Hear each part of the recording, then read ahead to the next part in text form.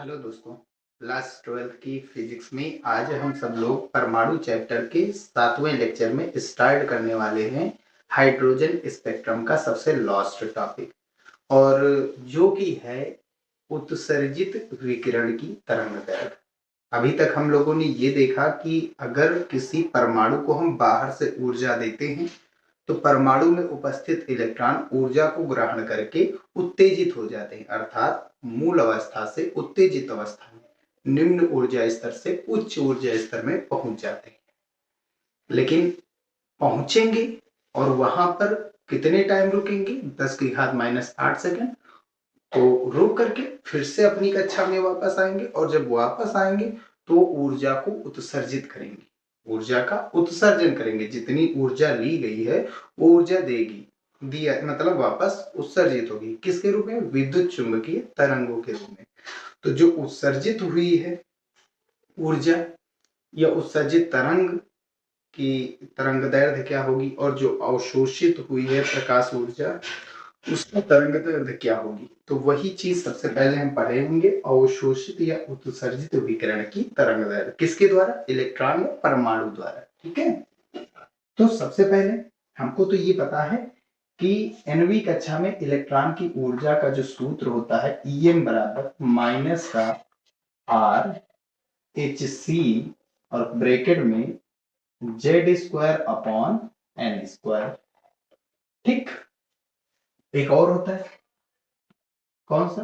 Minus का 13.6 Z² और बटा N² इलेक्ट्रॉन वोल्ट। ठीक है।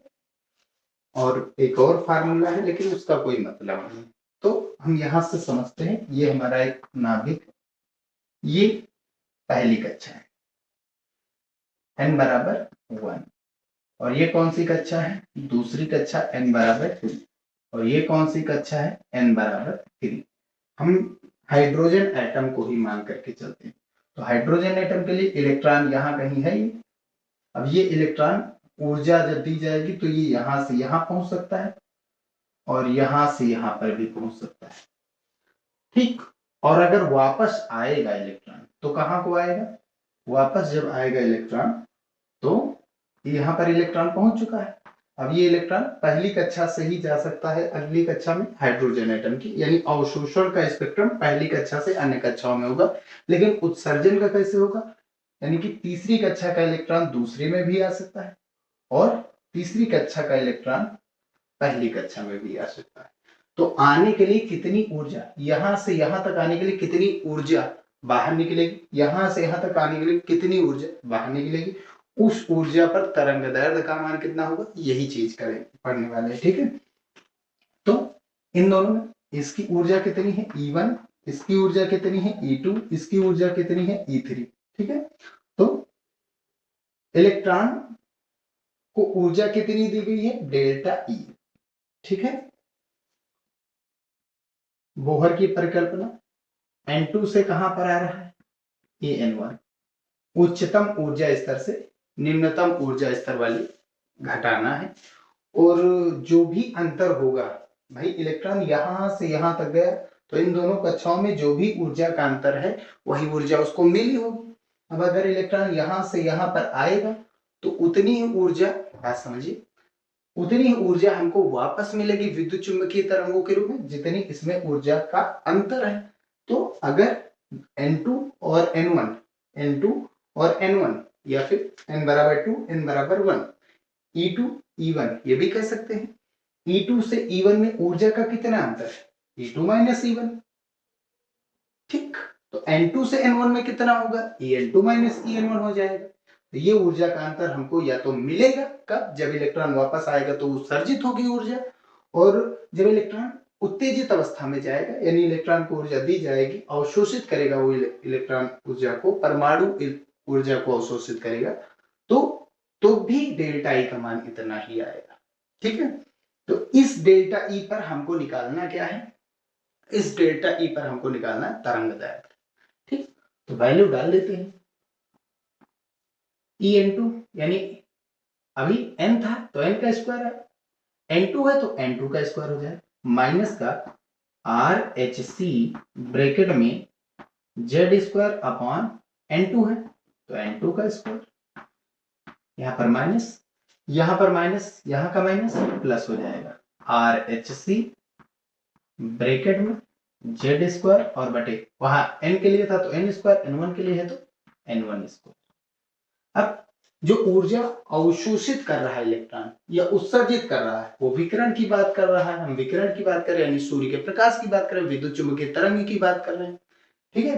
तो उस विकिरण की तरंगदैर्घ्य कितनी होगी, तो ये चीज हम मान लेंगे, जो अवशोषित या उत्सर्जित विकिरण है उसकी तरंगदैर्घ्य कितनी, लैम्डा, तो ऊर्जा कितनी हो जाएगी, Hc अपॉन लैम्डा, यही तो पढ़े, ऊर्जा इज इक्वल टू क्या होता है, H न्यू होता है और न्यू बराबर C अपॉन लैम्डा, पढ़े हो ना, नेक्स्ट पिछले वाले चैप्टर में पढ़ाया गया था, तो वही चीज है किसी भी विकिरण के लिए। अब Hc यहां से हम कॉमन लेकर के इस Hc को खत्म कर दिए, अब 1 upon lambda is equal to कितना आया भैया, देखिए यहां से कॉमन कौन कौन है, RZ², RZ² दोनों में कॉमन है, तो RZ² कॉमन ले लिया गया, अब बचा कौन, ये प्लस का था आगे कर दिया 1 अपॉन N1² माइनस, ये माइनस का था पीछे कर दिया 1 अपॉन N2², तो ये बन गई तरंगदैर्घ्य का फार्मूला, ठीक। तो अब एक चीज और है, ऊर्जा का अंतर जैसे जैसे भाई इन दोनों में ऊर्जा का अंतर क्या है, कम है, इन दोनों में ऊर्जा का अंतर ज्यादा है, अगले वाले में ऊर्जा का अंतर ज्यादा, जैसे जैसे कक्षाओं की संख्या बढ़ेगी ऊर्जा का अंतर बढ़ेगा, और ऊर्जा का मान बढ़ेगा, ऊर्जा का मान बढ़ेगा, तो ये याद रखिए, अगर ऊर्जा का मान बढ़ेगा तो जाहिर सी बात है तरंगदैर्घ्य का मान घटेगा, और अगर ऊर्जा का मान घटेगा तो जाहिर सी बात है तरंगदैर्घ्य का मान बढ़ेगा, ये चीज याद रखिए। तो ऊर्जा यानी अंतर जितना कम होगा कक्षाओं का, ऊर्जा उतनी कम यानी तरंगदैर्घ्य उतनी ही ज्यादा। तो अगर इस वाले में संक्रमण की बात करें, पहली कक्षा से दूसरी कक्षा में अगर हम इलेक्ट्रॉन के संक्रमण की बात करें तो वहां पर ऊर्जा का अंतर कम होगा, और जिसके कारण तरंगदैर्घ्य का मान सबसे अधिकतम होता है, ठीक है। तो सबसे कम ऊर्जा के संक्रमण में, सबसे कम कक्षाओं की संख्या में जब इलेक्ट्रॉन संक्रमण करता है, ठीक है, तो वहां पर क्या होता है कि तरंगदैर्घ्य सबसे बड़ी हमको देखने को मिलती है, ठीक है, बस ये चीज याद रखिए। तो ये तरंगदैर्घ्य का फार्मूला हो गया। अब हम सब लोग पढ़ने वाले हैं कि जो उत्सर्जित स्पेक्ट्रम है वो क्या होता है, वो चीज देख लेते हैं। तो वो इसी पर डिपेंड है, उसमें कितने प्रकार की रेखाएं बन सकती हैं। जैसे पिछले वाले में अवशोषित स्पेक्ट्रम में केवल एक ही रेखा आई थी, लाइनन श्रेणी की। अब हम इसमें पढ़ेंगे उत्सर्जित विकिरण में कौन सी रेखा बनेगी, कितने प्रकार की बनती, वो चीज पढ़ेंगे। चलिए देखते हैं। तो चलिए अब हम देखते हैं हाइड्रोजन परमाणु का उत्सर्जन स्पेक्ट्रम क्या होता है, जिसको हम हाइड्रोजन स्पेक्ट्रम के नाम से जानते हैं। तो होता क्या है, जब कोई ऊर्जावान इलेक्ट्रॉन या उत्तेजित अवस्था में इलेक्ट्रॉन या उत्तेजित अवस्था का इलेक्ट्रॉन, ज्यादा सही रहेगा, उत्तेजित अवस्था का इलेक्ट्रॉन मूल अवस्था में आता है।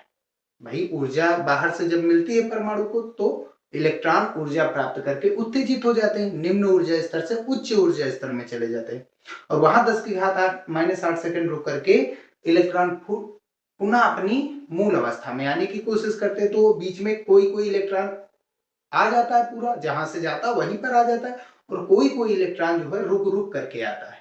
तो रुक रुक करके आता है तो ऊर्जा सभी तरीके की मिलती है, मतलब अगर देखा जाए तो कुछ निश्चित ही मिलेंगी, सभी तरीके का मतलब है कुछ निश्चित प्रकार की मिलती है, और जिसके कारण तरंगदैर्घ्य भी फिक्स होती है, और इसीलिए ये जो पैटर्न बनता है इनका रेखीय बनता है। एक तरीके से और समझ सकते हैं, अलग अलग तरंगदैर्घ्य होने के कारण अगर तरंगदैर्घ्य समान होता तो स्पेक्ट्रम एक सतत बनता है, एक जैसा बनता है, लेकिन तरंगदैर्घ्य अलग अलग होने के कारण एक रेखीय बनता है हाइड्रोजन स्पेक्ट्रम का उत्सर्जन, ठीक है, उत्सर्जन स्पेक्ट्रम ही कह सकते, कोई दिक्कत नहीं। तो ऊर्जा उत्तेजित अवस्था से जब कोई इलेक्ट्रॉन मूल अवस्था में आता है तो वह ऊर्जा को उत्सर्जित करता है। दोनों का जिस कक्षा में वो आएगा तो उन दोनों जहां से आएगा जहां को जाएगा उन दोनों में जो भी ऊर्जा का अंतर होगा कक्षाओं में वो उसको बाहर देगा, बाहर निकालेगा, किसके रूप में, विद्युत चुंबकीय तरंगों के रूप में, ठीक है। तो अगर देखा जाए तो पहली कक्षा का इलेक्ट्रॉन कहाँ जा सकता है? पहली कक्षा का इलेक्ट्रॉन ऊर्जा प्राप्त करके दूसरे में जा सकता है, तीसरे में जा सकता है, चौथे में जा सकता है, पांचवें में जा सकता है, छठवें, सातवें, इनफाइनाइट यानी पूर्णतः बाहर भी आ सकता है। तो जब ये वापस आएगा तो कहां से वापस आ सकता है पहली कक्षा का इलेक्ट्रॉन? तो दूसरी कक्षा से वापस आ सकता है। और कहां से वापस आ सकता है? तीसरी कक्षा से वापस आ सकता है। और कहां से वापस आ सकता है? चौथी कक्षा से वापस आ सकता है। जा कहां से सकता है? पहली कक्षा से अन्य कक्षाओं में जा सकता है, लेकिन आ कहां से सकता है? दूसरे से भी, तीसरे से भी, चौथे से भी, पहली कक्षा में। पांचवी कक्षा में चला गया होगा तो ये वापस आएगा। छठवीं कक्षा में चला गया होगा तब भी ये वापस आएगा। वापस आएगा तो विद्युत चुंबकीय तरंगों के रूप में ऊर्जा का उत्सर्जन करेगा। ठीक है, ये जब वापस आएगा तो विद्युत चुंबकीय तरंगों के रूप में, जिसकी ऊर्जा होती है hν, इसके रूप में ये ऊर्जा को उत्सर्जित करेगा, निष्कासित करेगा। अच्छा, उल्टा भी बन गया है। आप ऐसे सीधा ऐसे भी बना सकते हैं, चाहे छोटा पहले छोटे से बड़े में जाइए।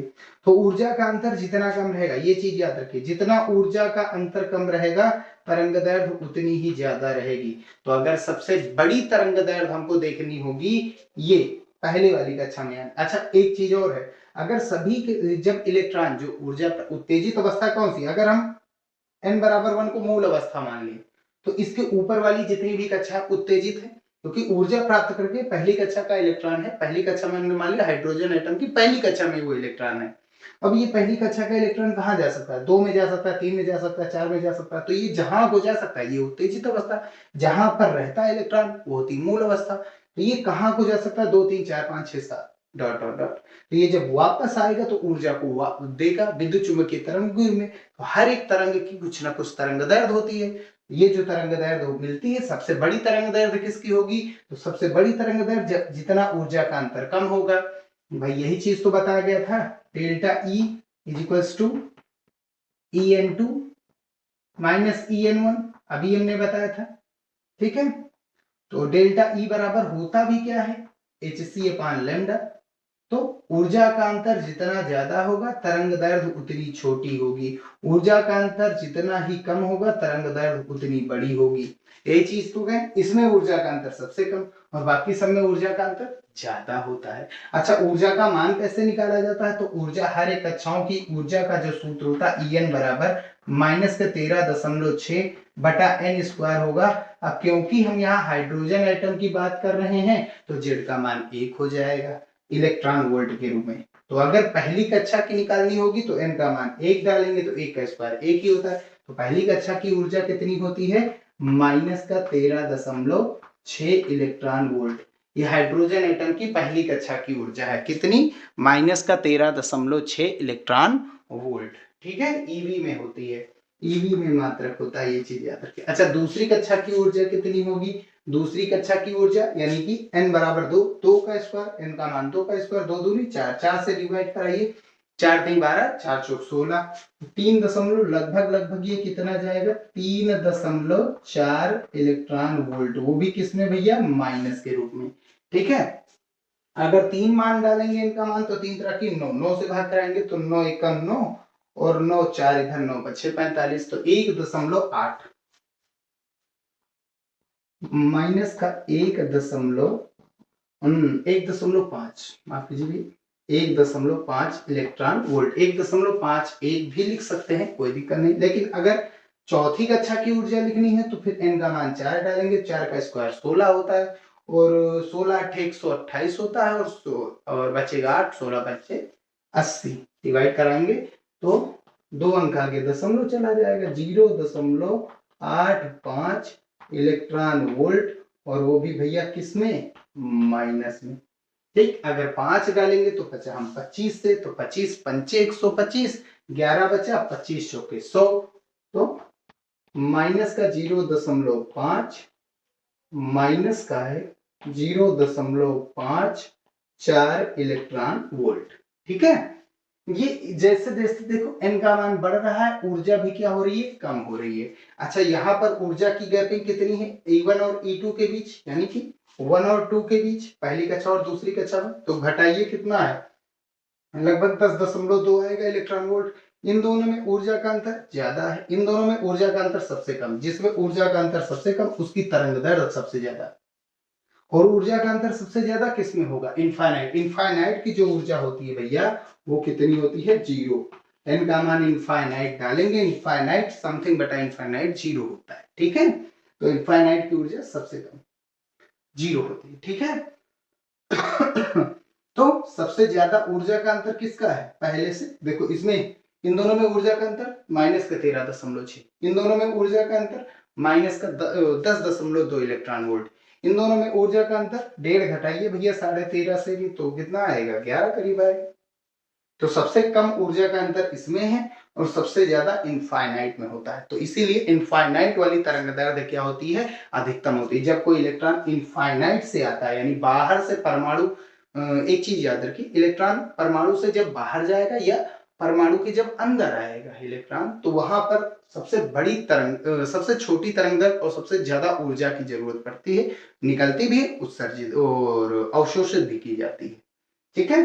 अवशोषित करेगा तभी वो बाहर निकलेगा, और जब बाहर से अंदर आएगा तो ये जो लिए हुई ऊर्जा वो बाहर दे देगा, ठीक है। तो ये चीज याद रखिए, जितनी कम गैपिंग होगी उतनी ही बड़ी तरंग दैर्ध्य देखने को मिलती है। क्लियर है बात, ठीक। चलिए अब आगे देखते हैं। तो अगर आगे अभी बताएंगे क्या होता है। तो यहाँ पर अगर सभी के सभी इलेक्ट्रॉन पहली कक्षा में आते हैं, तो ये जो श्रेणियां प्राप्त होती है इसको कहा जाता है लाइमन श्रेणी।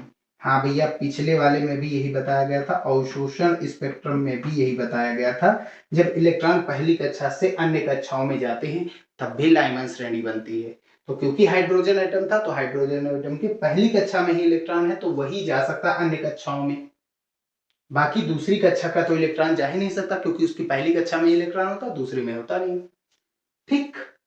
और वापस कहां पर आ सकता है, पहली कक्षा में भी आ सकता है, और किस कक्षा में आ सकता है, दूसरी कक्षा में भी आ सकता है। भैया याद रखिए, दूसरी कक्षा में, तो दूसरी में कहां से आ सकता है, उच्च ऊर्जा स्तर से निम्न ऊर्जा स्तर। अगर 2 में बात की जाएगी, 2 में इलेक्ट्रॉन 3 से आ सकता है, 4 से आ सकता है, 5 से आ सकता है, और 6 से आ सकता है, 7 से आ सकता है, 8 से आ सकता है, ठीक है। तो ये जो हमारी सीरीज कहलाती है, ये जो श्रेणियां बनी है इसको कहते हैं बामर श्रेणी। कौन सी श्रेणी, बामर श्रेणी। और जब वापस आएगा इलेक्ट्रॉन तो किसके रूप में ऊर्जा को उत्सर्जित करेगा, विद्युत चुंबकीय तरंगों के रूप में। और विद्युत चुंबकीय तरंग की ऊर्जा कितनी होती है, h न्यू, ठीक है, किसी भी तरंग की। और कहां से इलेक्ट्रॉन आ सकता है, 3 में आ सकता है, कहां से आ सकता था, 4 से आ सकता है, 5 से आ सकता है, 6 से आ सकता है, 7 से आ सकता है। तो इसको क्या कहेंगे, ये जो सीरीज प्राप्त होती है इसको कहते हैं पाश्चन श्रेणी। कौन सी श्रेणी कहते हैं, पाश्चन श्रेणी, ठीक भैया। और 4 में कहां से आ सकता है, 5 से आ सकता है, 6 से आ सकता है, 7 से आ सकता है, 8 से आ सकता है। तो इसको क्या कहते हैं, ब्रैकेट श्रेणी, ब्रैकेट श्रेणी। और कहां से इलेक्ट्रॉन आ सकता है, 5 में 6 से आ सकता है, 7 से आ सकता है, 8 से आ सकता है, 9 से आ सकता है। तो इसको कहते हैं फुंड श्रेणी। और टोटल पूछी जाती है भैया यही 3, ठीक। जो लाइमन श्रेणी होती है, अब विद्युत चुंबकीय तरंगे कई प्रकार की होती है, कई क्षेत्रों वाली होती है, कई प्रकार की तरंग दैर्ध्य होती है उसमें। तो जो लाइमन श्रेणी होती है वो दरअसल भैया किसी और क्षेत्र में नहीं बल्कि पराबैंगनी क्षेत्र में प्राप्त होती है, यूवी क्षेत्र में प्राप्त होती है, ठीक है। तो इसमें यूवी क्षेत्र वाली तरंग दैर्ध्य ही हमको देखने को मिलती है। और बामर श्रेणी भैया दृश्य भाग में आती है। भाई विद्युत चुंबकीय तरंगों की आप चैप्टर पढ़ेंगे तो उसमें बहुत सारे क्षेत्र आते हैं, बहुत सारे प्रकार पढ़ाए गए हैं। तो ये क्या होती हैं, दृश्य क्षेत्र में आती हैं, विजिबल क्षेत्र, जिसको विबग्योर आप लोग कहते हैं। तो इनकी तरंग दैर्ध्य लगभग 3800 एंगस्ट्रॉम से 7600 या 4000 एंगस्ट्रॉम से 8000 एंगस्ट्रॉम के बीच में देखने को मिलती है। और पाश्चन श्रेणी जो होती है ये अवरक्त क्षेत्र में आती है। किस क्षेत्र में आती है? विद्युत चुंबकीय तरंग के अवरक्त क्षेत्र में आती है। और जो ब्रैकेट है ये भी कहां पर आती है? अवरक्त क्षेत्र में ये भी प्राप्त होती है। फुंड भी कहां पर प्राप्त होती है? अवरक्त क्षेत्र में प्राप्त होती है, अवरक्त। ठीक है, इन सभी लोगों को आप सब लोग विद्युत चुंबकीय तरंग केमिस्ट्री कक्षा 11 में भी पढ़ा होगा आप लोगों ने, और कक्षा 12 की फिजिक्स फर्स्ट का सबसे लास्ट चैप्टर है विद्युत चुंबकीय तरंग, तो वहां से आप सब लोग पढ़ सकते हैं कि इंपॉर्टेंट नहीं, बहुत इंपॉर्टेंट वो चैप्टर है। तो इसके बारे में हमने यहाँ पर कुछ चीजें लिखाई हैं। तो जैसे हाइड्रोजन पर एटम का, परमाणु का उत्सर्जन स्पेक्ट्रम क्या होता है? तो जब कोई इलेक्ट्रॉन उत्तेजित अवस्था से, या परमाणु भी कह सकते हैं, मूल अवस्था में लौटता है, ठीक, तो वह विद्युत चुंबकीय तरंगों के रूप में ऊर्जा का उत्सर्जन करता है। जो भी कक्षाओं में अंतर होगा ऊर्जा का, वो उसको उत्सर्जित कर देगा, दे देगा, ठीक है, तब वो वापस आएगा, ठीक है, जिससे विभिन्न श्रेणियां प्राप्त होती है। ये देखिए इतनी श्रेणियां, इसे ही हाइड्रोजन स्पेक्ट्रम नाम दिया गया। इसकी खोज सर्वप्रथम बामर ने की थी। किसने की थी? यही बामर है, ठीक है। अब आगे कौन कौन से श्रेणियां? लाइमन, बामर, पाशन, ब्रैकेट, फुंड वगैरह, यही सब श्रेणियां है, ठीक है भैया। तो अगर हम, अच्छा एक चीज और है, ये जो बनाए गए हैं, ये इसमें अंतर जो है धीरे धीरे कम होगा, क्योंकि एन का मान जैसे जैसे बढ़ेगा वैसे वैसे जो ऊर्जा है वो भी घटेगी। भाई एन का मान बढ़ाने पर ऊर्जा घटती है, तो इसलिए ये जो अंतर है ये धीरे धीरे घटता रहता है, ठीक है। यहाँ पर अंतर ज्यादा है और यहाँ पर देखिए अंतर बहुत ही कम है। तो लाइमन श्रेणी कब प्राप्त हुई? जब उत्तेजित अवस्था से इलेक्ट्रॉन लौटता है। कौन सी कक्षा में? मूल अवस्था में। कौन सी मूल अवस्था? n बराबर 1। अब एक फार्मूला आप लोगों को बताया गया था, अभी डेरिवेशन करवाया गया था, कौन सा था? 1 upon lambda is equals to R Z square, और ब्रैकेट में 1 upon n1 square minus 1 upon n2 square करवाया गया। जो n1 होता है वो मूल अवस्था होती है, n2 जो होती है वो उत्तेजित अवस्था। वहां पर की कक्षा की बात करेगी जहां से इलेक्ट्रॉन आ रहा है, n1 वहां की कक्षा की संख्या जहां कोई इलेक्ट्रॉन जा रहा है, तो इसलिए ये मूल अवस्था और ये उत्तेजित अवस्था की बात होती है, ठीक है। तो ये चीज तो फिक्स है, अगर कोई इलेक्ट्रॉन पहली कक्षा में आ रहा है तो कहां को जा रहा है? भाई कहां को जा रहा है? n1 कहां को जा रहा है? n2 कहां से आ रहा है?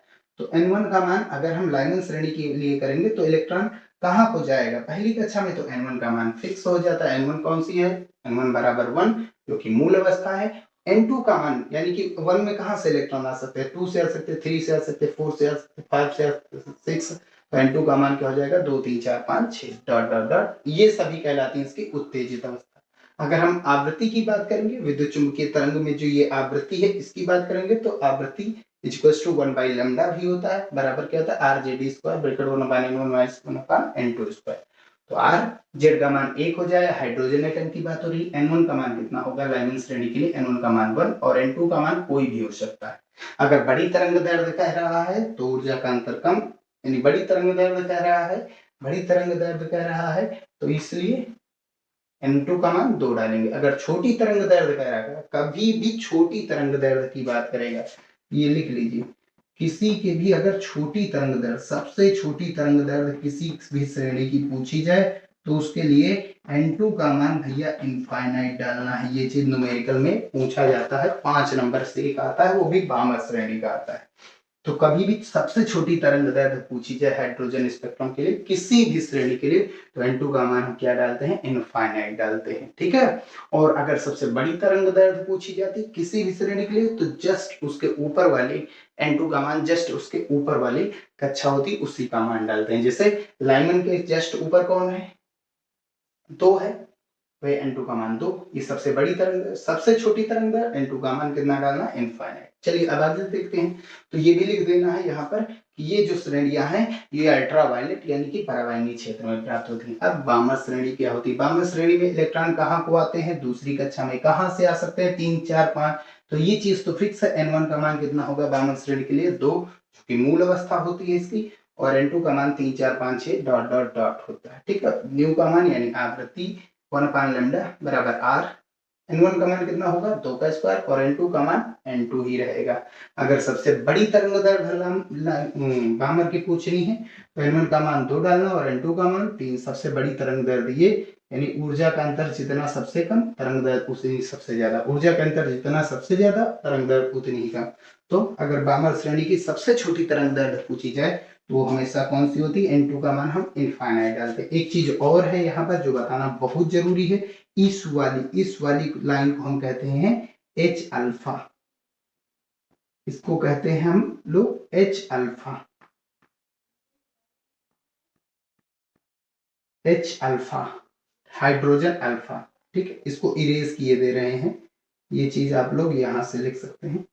यहां पर हम लिख दिए बामर श्रेणी। ठीक, तो H अल्फा, अगर H अल्फा पूछा जाता है, इस वाली लाइन को कहते हैं H बीटा, इस वाली लाइन को H गामा, इस वाली लाइन को कहते हैं H डेल्टा। तो ये चीज याद रखिए।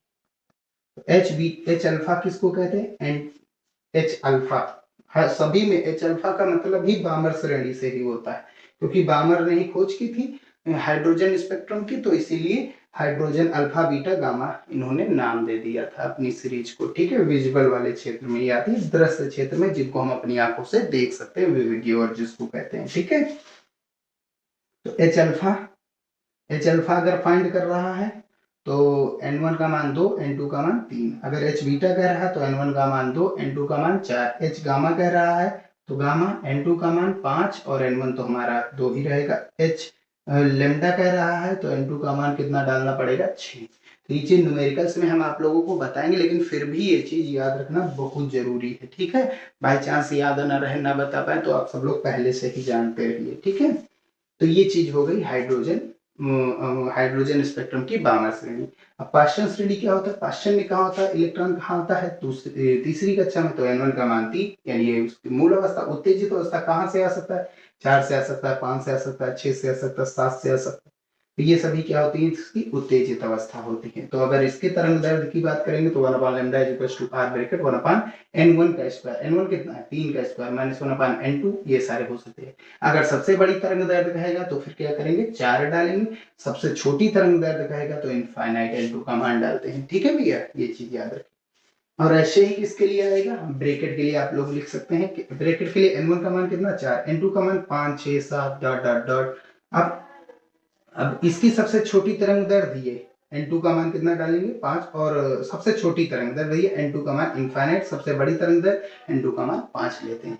अब फुंड श्रेणी क्या होती है, जब इलेक्ट्रॉन कहाँ को आता है, फुंड श्रेणी के लिए n1 का मान कितना होता है 5 और n2 का मान 6, 7, 8 ऐसे डॉट डॉट डॉट। ठीक है, सबसे बड़ी तरंग दैर्ध्य ये होती है और सबसे छोटी तरंग दैर्ध्य ये दिखने में छोटी है, लेकिन तरंग दैर्ध्य इसकी सबसे बड़ी होगी, तरंग की लंबाई इसकी सबसे बड़ी होती है। ये था हाइड्रोजन स्पेक्ट्रम। यहीं पर ये चैप्टर समाप्त हो रहा है। ठीक है।